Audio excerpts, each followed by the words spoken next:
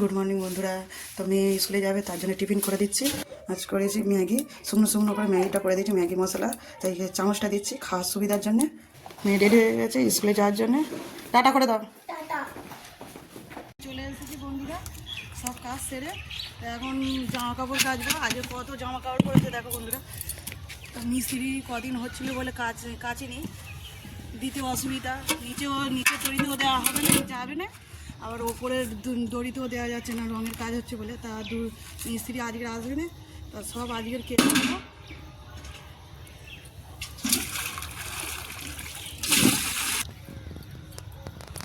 মেয়ের sweater, বড়ের sweater, বিছানার চাদর থেকে সব কিছুই নিয়ে চলে এসেছি। কালকে হসপিটালে গিয়েছিলাম, সেসব জামা কাপড় ধুয়ে দেবো। তাই পুকুরটার ঘাট নেই, কিন্তু জলটা পরিষ্কার বলে এই পুকুরে কাচতে চলে এসেছি। ভালো করে ঘাটের নিচে নেমে গিয়ে ধুয়ে নেবো।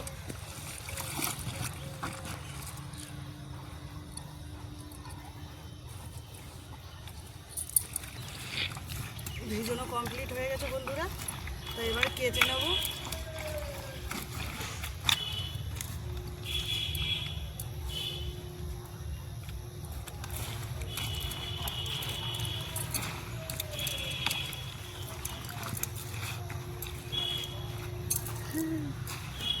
একটু পা দিয়ে মারি দিলে ভালো পরিষ্কার হবে। হাত দিয়ে অনেক জামা কাপড়, ফের হাত দিয়ে কেচে নেবো। কেচে নিয়ে চলে এসেছি ছাদে, তো মিলে দিয়েছি। এখনো বাকি আছে মিলতে।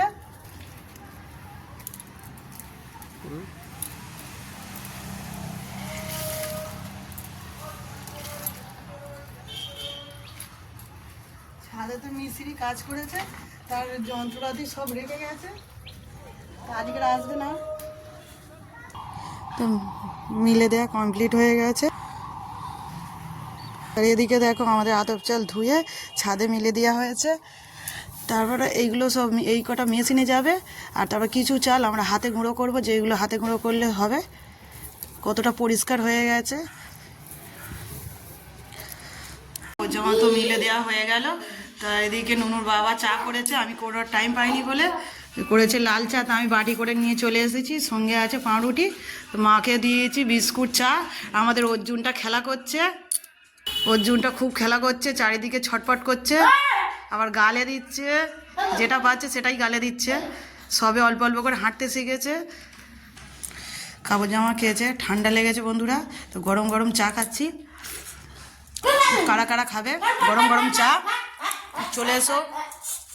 শীতের সময় গরম গরম চা খাওয়ার নিমন্ত্রণ বন্ধুরা। তো গতকালে সে রান্না করেছিলাম, সব তরকারিপত্র ভাত বেশি হয়েছে, তা সকালে তো আমরা সব বের করে নিয়ে এসেছি। তরকারি গরম করে নিয়েছি, তা শাক ভাজা সব বিনস কড়াই ভাজা সব গরম করেছি। তা বড় মশাই খেতে বসেছে, দিয়েছি। তা এখন আমিও খাবো, খাওয়ার পর কথা হবে। স্নান সেরে চলে এসেছি বন্ধুরা, রান্না বসিয়ে দিয়েছি। আর কী রান্না করবো তোমাদেরকে সেটা দেখাবো। মাছগুলো আমি প্রথমে ভেজে নিয়েছি। এটা হলো রুই মাছ। আর এদিকে মাছ দিয়ে আজকে করবো কচু, বেগুনটা আজকে মাছ দিয়ে করবো কচু, বেগুন আলু দিয়ে মাছ দিয়ে ঝোল করবো। বেগুনটাকে আমি একটু নুন দিয়ে হালকা করে ভেজে নিয়েছি। বেগুনটা ভাজা হয়ে গেছে, আমি তুলে নিয়েছি, কড়াইতে দিয়েছি। পাঁচ ফোড়নে কচু আর আলুটা ভালো করে ভেজে নেবো। সবজি মাছগুলো ফাঁকা করে পেঁয়াজটা দিয়ে দেবো, ভেজে নেবো। কচুর সাথে আলুর সাথে ভাজা হয়ে যাবে।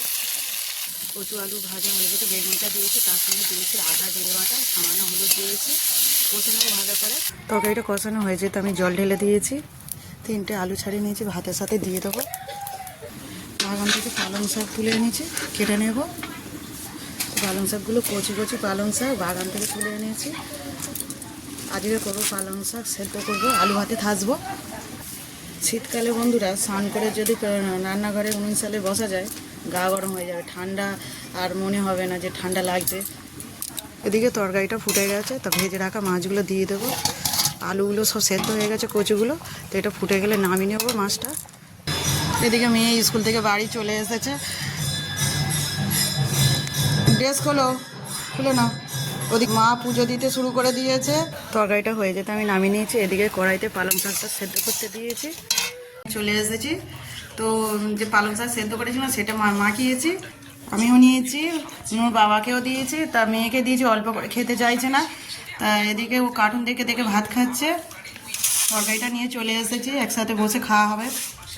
খাওয়ার পরে কথা হবে বন্ধুরা।